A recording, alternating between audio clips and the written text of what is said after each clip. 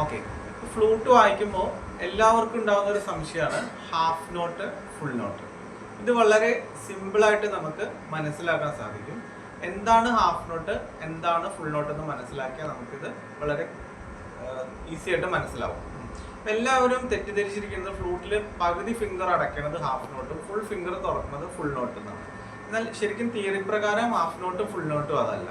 Half not full note അല്ലെങ്കിൽ half step full step എന്ന് പറഞ്ഞു കഴിഞ്ഞാൽ ഒരു നോട്ട് കഴിഞ്ഞാൽ ഇപ്പം ഏതെങ്കിലും ഒരു സാ എടുത്തു കഴിഞ്ഞാൽ സാ വരുന്നിട്ട് തൊട്ടടുത്ത് വരുന്ന സ്വരമാണ് ഹാഫ് നോട്ട് എന്ന് പറയുന്നത്.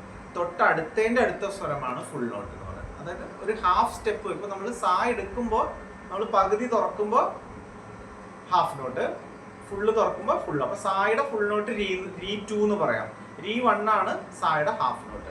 അപ്പോൾ ഇനിയിപ്പോൾ രീ 2യുടെ ഹാഫ് നോട്ട് എന്ന് പറയുന്നത് ഗാ 1 ആണ് കേട്ടോ. അപ്പോൾ അത് തിയറിയാണ് ശരിക്കും. അപ്പോൾ ഓരോ രാഗം അനുസരിച്ച് പഠിക്കാൻ നമുക്ക് ഈസി ആയിട്ട് കിട്ടും. അപ്പോൾ നമുക്ക് ഈ നീയുടെ ഹാഫ് നോട്ട്, ഇത് നീ 2 ആണ്. നീയുടെ ഹാഫ് നോട്ട് എന്ന് പറഞ്ഞാൽ ഫ്ലൂട്ടിൽ ഇവിടെ നീയുടെ ഹാഫ് നോട്ട് സായാണ്. അത് രണ്ടും ഫുൾ നോട്ടിലാണ് വരണേ. അപ്പോൾ നമ്മൾ ഫുൾ അടയ്ക്കണതും ഹാഫ് അടയ്ക്കണതും അല്ല ഹാഫ് നോട്ട്. ഏത് സ്വരമാണോ അതിൻ്റെ ഏത് സ്വരം നമ്മൾ എടുത്തോ അതിൻ്റെ തൊട്ടടുത്ത സ്വരം. അപ്പോൾ 12 സ്വരങ്ങൾ നമ്മൾ പഠിക്കണം. സാ രീ 1 രീ 2 ഗാ 1 ഗാ 2 മാ 1 മാ 2 പാ ധാ 1 ധാ 2 നീ 1 നീ 2 ഇങ്ങനെ 12 സ്വരങ്ങൾ പഠിച്ചതിന് ശേഷം ഏത് സ്വരം എടുത്താൽ അതിന് ഹാഫ് നോട്ട് ഫുൾ നോട്ട് ഉണ്ട്.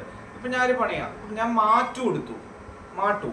ഈ മാ 2യുടെ ഹാഫ് നോട്ട് എന്ന് പറഞ്ഞാൽ പായാണ്, മാ 2യുടെ ഫുൾ നോട്ട് ധായാണ്. ഏത് സ്വരത്തിനെടുക്കും. ഇപ്പം നമ്മൾ ഗാ എടുത്തു, ഗായുടെ ഹാഫ് നോട്ട് മാ 1, ഗായുടെ ഫുൾ നോട്ട് മാ 2. അത് നമ്മൾ ഇതിൽ എഴുതി വെച്ചിട്ട് പഠിക്കണം. 12 സ്വരം എഴുതി വെച്ചിട്ട് അതെങ്ങനെ ഫ്ലൂട്ടിൽ വരുന്നു എന്ന് ഇപ്പോൾ പഠിച്ചു കഴിഞ്ഞാൽ നമുക്ക് മനസ്സിലാവും. ഇപ്പം സായുടെ ഹാഫ് നോട്ട് രീ 1 ആണ്, സായുടെ ഫുൾ നോട്ട് രീ 2, രീയുടെ ഫുൾ നോട്ട് ഹാഫ് നോട്ട് ഗാ 1 ആണ്, രീയുടെ ഫുൾ നോട്ട് രീ 2. ഓക്കെ, ഗായുടെ ഫുൾ നോട്ട് ഗാ 1 ആണ്, ഗായുടെ ഫുൾ നോട്ട് മാ 2. മനസ്സിലായില്ലേ? അപ്പോൾ ഓരോ സ്വരത്തിൻ്റെയും ഫുൾ നോട്ട് ഹാഫ് നോട്ട് നമുക്ക് കണ്ടുപിടിക്കാൻ സാധിക്കും. ഓക്കെ.